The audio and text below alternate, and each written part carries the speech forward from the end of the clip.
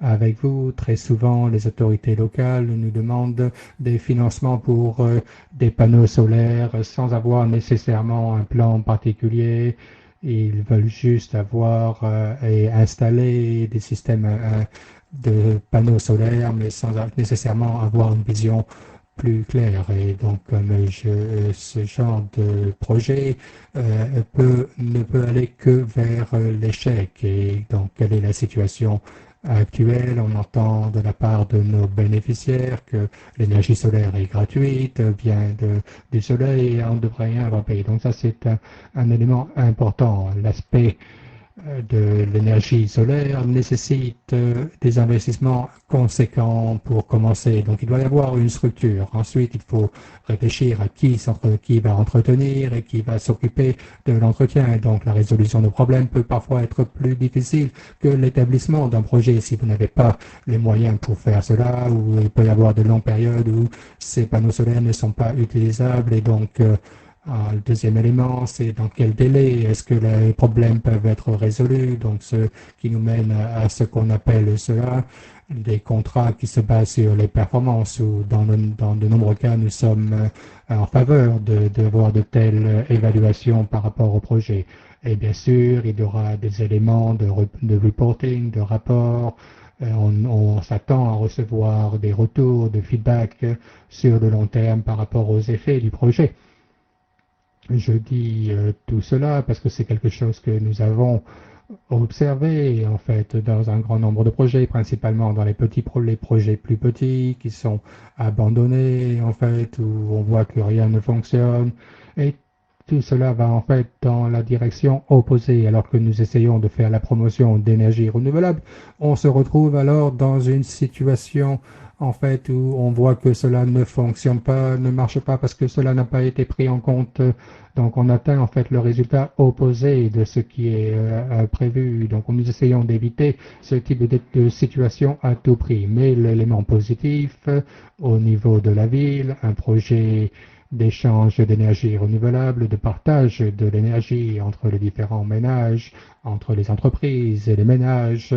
Nous avons conduit des études de ce type en essayant d'introduire la numérisation pour faciliter le partage au niveau des villes. Et donc la cuisson propre, c'est aussi très spécifique à une ville, son emplacement géographique, c'est exactement le type de projet qui peuvent être conçus.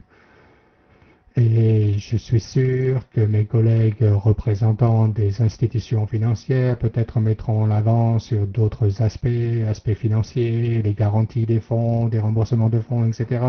Mais je voudrais en fait mettre en avant l'élément par lequel vous devez impliquer le secteur privé. Le secteur privé, en effet, a de très bonnes idées, et comme l'exemple que j'ai mentionné. Mais d'un autre côté, nous avons besoin d'un soutien fort du secteur public, un secteur public fort, et nous sommes prêts à apporter notre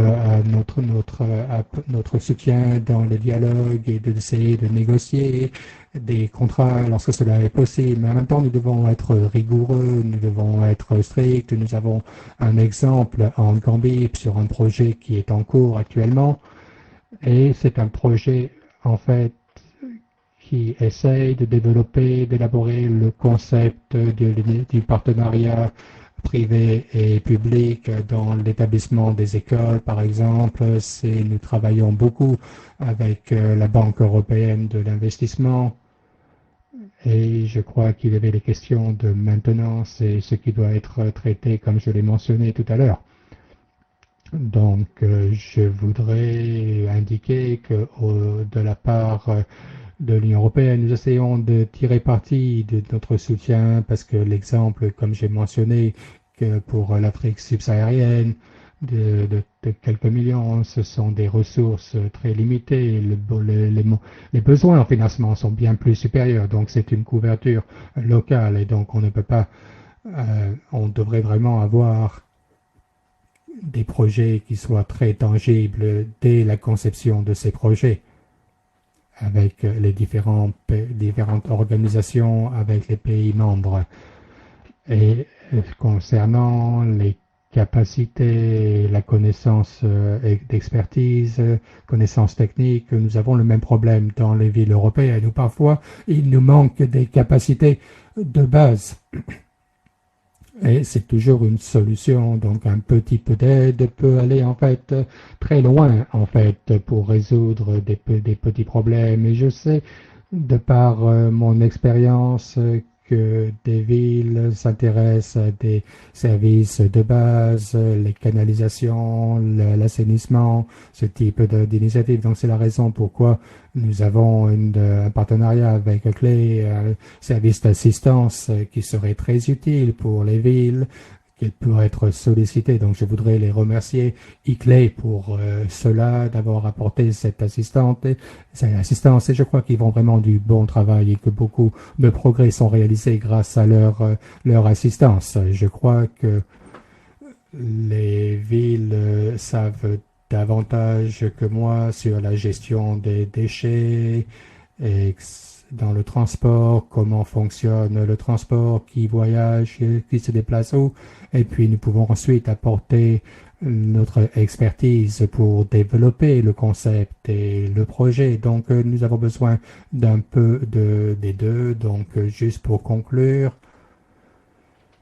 les partenaires du financement de l'Union européenne, nous sommes prêts à apporter donc un financement, quelques recommandations et peut-être vous devez vous rappeler de ne pas essayer d'avoir des projets trop conséquents et que vous n'êtes pas trop dépendant d'hypothèses vagues. En fait, vous devez nous présenter des idées bonnes de base et ensuite essayer d'articuler le projet de manière sécurisée pour que cela soit considéré ainsi et doit correspondre aux critères de financement, il doit avoir un rapport, un trait avec la durabilité, il doit y avoir beaucoup d'analyses qui doivent être conduites par rapport à l'analyse des risques, pas seulement sur le projet, mais les conséquences sur le long terme et bien sûr, il est évident qu'il y ait une manifestation du soutien local, parce que ce n'est pas toujours le cas.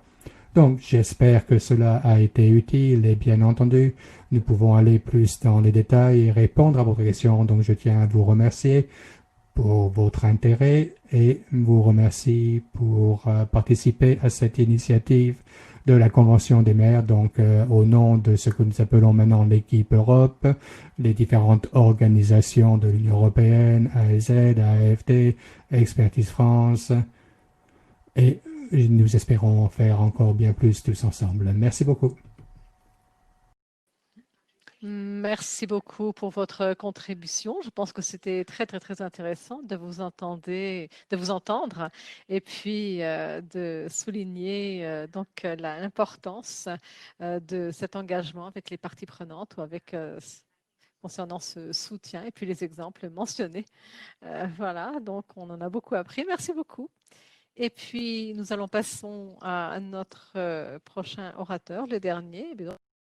Cozy Becker de la ville de Johannesburg qui est avec nous aujourd'hui. C'est la directrice de la régulation de la ville de Johannesburg et vous avez travaillé, c'est très intéressant, vous avez travaillé à tous les niveaux de gouvernement et puis au niveau du ministre des Affaires environnementales, aussi bien vous avez travaillé au niveau des gouvernements provinciaux, voilà, donc beaucoup d'expérience. Et puis, par rapport d'après votre expérience pour la ville de Johannesburg, pour la planification et la préparation d'un projet pour de finances et d'avoir accès aux finances internationales, vous avez la parole. Merci beaucoup et bonjour à tous. Alors, excusez-moi, oui, voilà, donc merci de me donner cette opportunité de partager avec vous, chers collègues, mon expérience sur notre approche et par rapport au financement de l'Agence internationale. Prochaine diapo.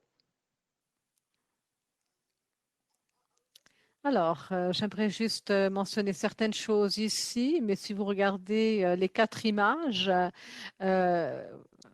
voilà, ce qui est abordable, ce qu'il faut prioriser, la valeur de l'argent et puis le processus du budget. Voilà, ce sont les 4 éléments maintenant dont je vais parler.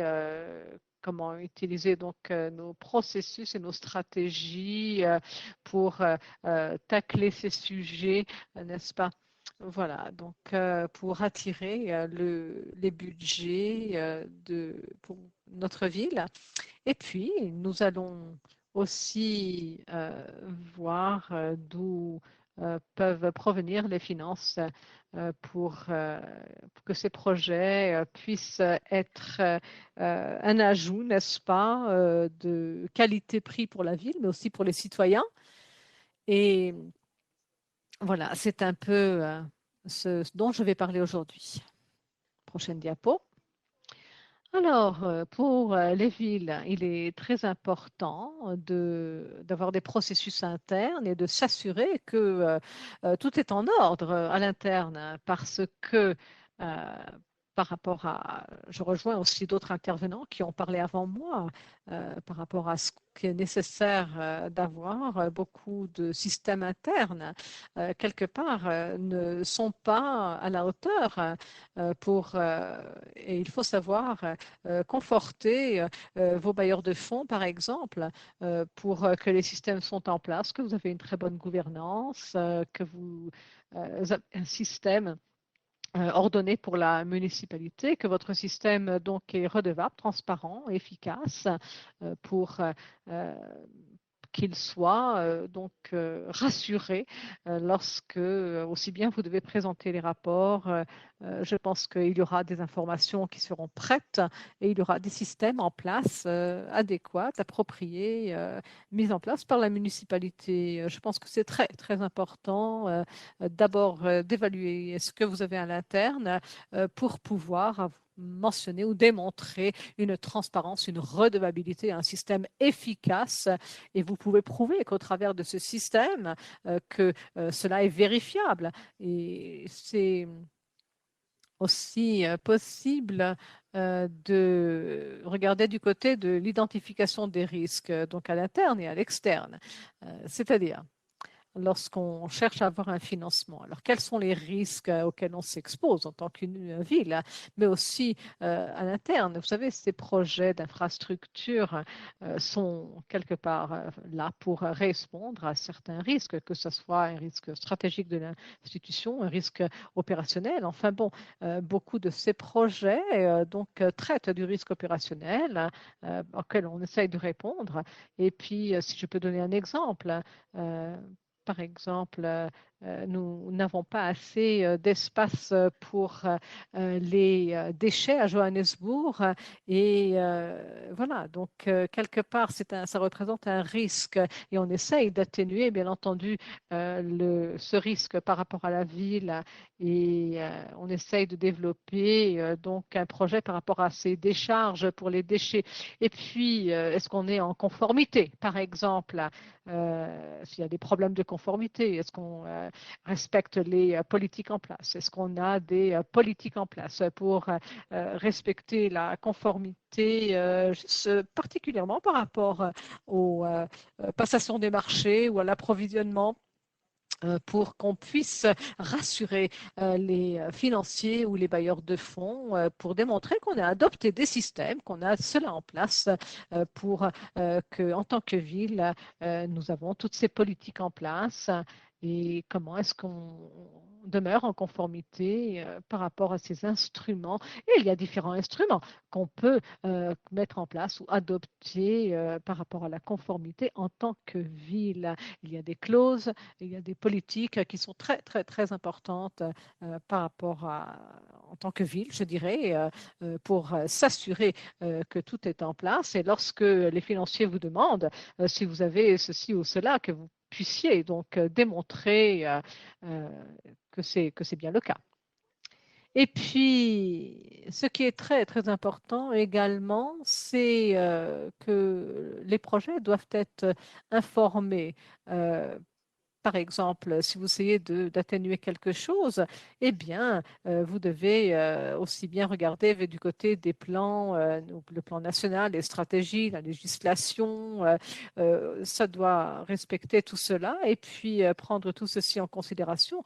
Et puis, donc, nous avons aussi la stratégie de développement de 2040, qui est une stratégie de long terme pour la ville. Donc, cela doit s'aligner quelque part à différents outils ou différentes politiques ou stratégies existantes hein, par rapport au plan de développement national. Je pense que c'est plus facile si c'est le cas. Et puis, vous devez aussi voir comment vous pouvez donc opérationnaliser votre stratégie à long terme avec des outils utilisés par les gouvernements locaux. Nous avons, concernant celui-là, nous avons le GDS 2040, il a le plan donc intégré de développement, nous avons un plan quinquennal bon, nous avons la possibilité aussi bien d'avoir des stratégies de secteur ensuite pour ventiler cela et des plans d'affaires. Voilà, donc si le projet que vous avez identifié et vous avez besoin d'un financement est bien articulé par rapport à toutes ces stratégies et bien documenté par rapport à tous ces documents, eh bien cela rendra les choses plus faciles pour attirer des fonds, pour attirer des financiers ou si vous avez une stratégie à long terme, c'est très important. Par exemple, vous savez, le mandat pour les politiciens est de 5 ans, mais si vous avez une stratégie à long terme, il y aura cela aura moins d'impact sur le fait que peuvent avoir les mandats quinquennals des politiciens, par exemple. Et c'est important d'avoir une stratégie à long terme en tant que municipalité et en, cela rend les choses plus faciles pour pouvoir avoir une meilleure durabilité car vous voulez avoir, bien entendu, l'adhésion des politiciens pour votre projet, mais je pense que cela s'inscrit plutôt dans la stratégie à long terme de la ville qui va au-delà donc des considérations des mandats, je dirais, des politiciens qui ne sont que de 5 ans la plupart du temps.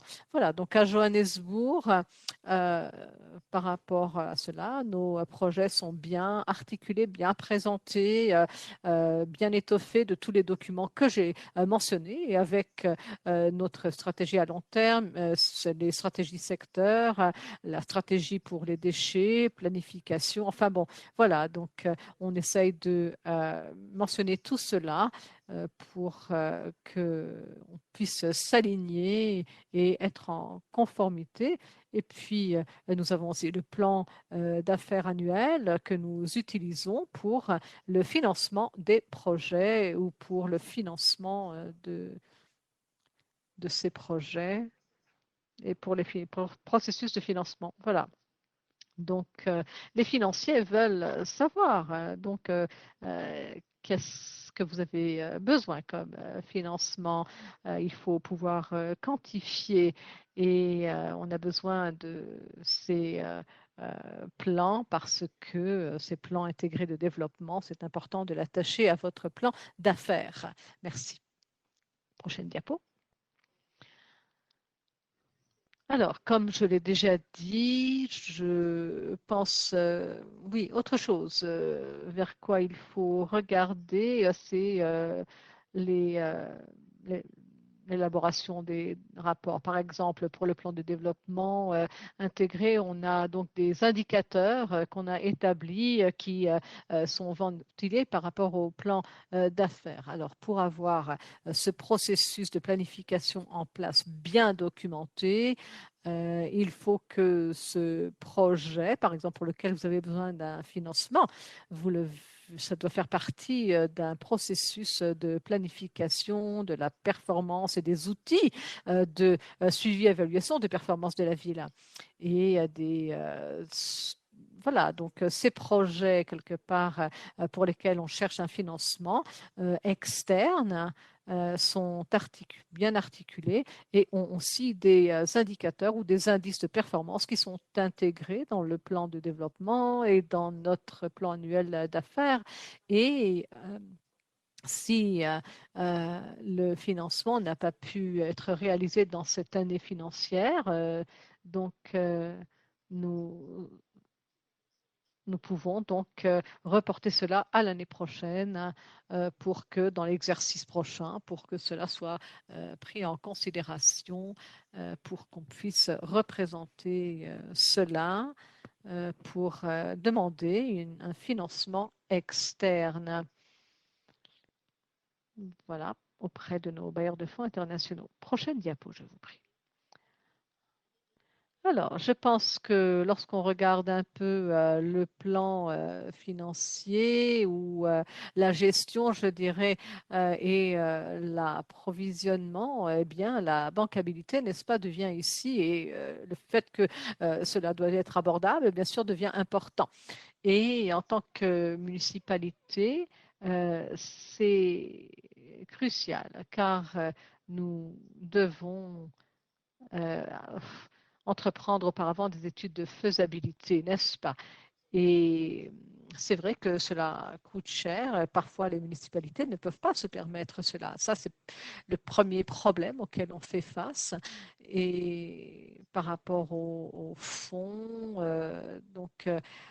il faut que ça soit donc abordable aussi. Voilà. Et puis, pour nous, en tant que municipalité, ce qui est un problème, c'est de financer des études de faisabilité qui vont prouver la bancabilité du projet. Donc, parfois, c'est pour ça que j'ai dit, c'est bien de pouvoir présenter tous les documents que j'ai mentionnés pour pouvoir s'assurer que nous sommes, qu'il y ait donc pour démontrer le sérieux quelque part de la ville et la bancabilité. Et puis, pour certains des projets, sont financés, tels que pour la gestion des déchets.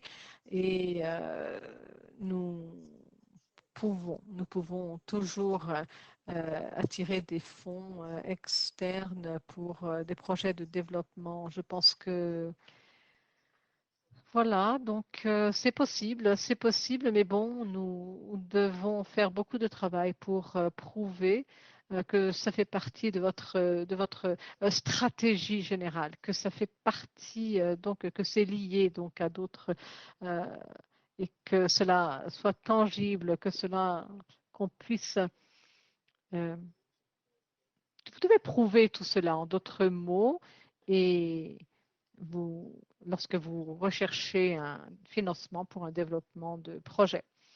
Et puis, est-ce que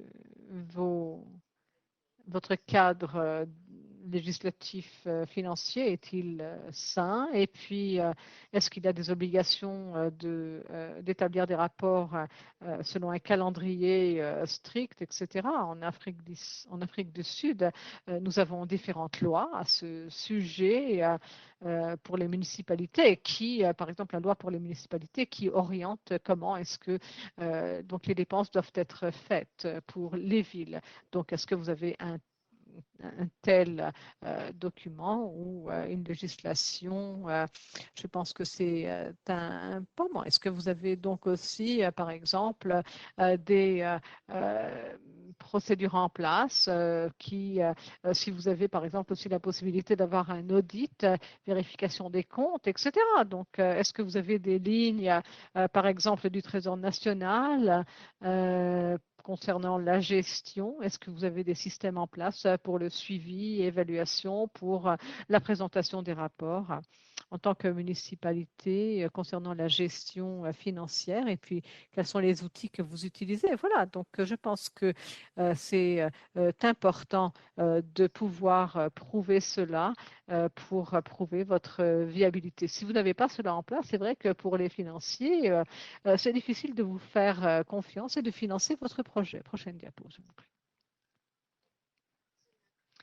Alors, par rapport à d'autres critères, nous prenons en considération ou en compte le côté environnemental ou social. Parce que si c'est bien articulé dans votre projet et puis vous avez vu tous les ODD par exemple, et puis cela rend cela beaucoup plus facile de développer un projet qui aura les aspects environnementaux, sociaux et qui aura un impact de développement. Oui, excusez-moi de vous interrompre. Est-ce que vous pouvez peut-être parler du point du sujet principal parce que nous avons que 10 minutes, voilà, donc on doit encore prendre des questions. Alors voilà, donc voilà pour cet impact tel que mentionné, le projet doit être en mesure de prendre en considération technologie saine environnementale parce que parfois on développe une infrastructure et puis il y a des technologies qui ne sont pas bonnes pour l'environnement, donc il faut aussi étudier cela et parfois par exemple est-ce que ça va réduire la consommation des ressources naturelles? Est-ce que cela peut minimiser les émissions carbone? Est-ce que cela va protéger l'environnement? Voilà, donc il faut étudier cela. Prochaine diapo.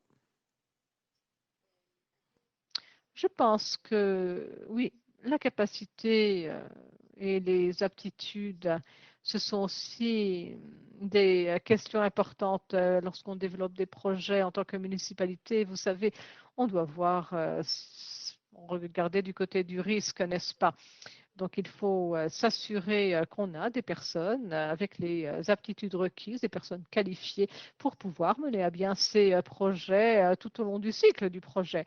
Et je dirais qu'on ait donc un effectif adéquat pour ce faire. Voilà, donc des personnes dévouées au projet et puis je ne peux donc que réitérer, vous avez besoin d'avoir donc une adhérence du côté politique par rapport à votre projet pour que ce soit un projet viable, parce que sinon vous ne pourrez peut-être pas obtenir des fonds internationaux. Donc, vous devez faire en sorte que ça soit le cas. Merci. Prochaine diapo. Alors, les défis que nous avons mentionnés, et nous avons eu beaucoup de chance d'avoir des fonds externes. Parfois, vous savez, c'est parfois, les financiers vous disent vous pouvez accéder à un financement, mais si vous respectez, par exemple, certaines conditions.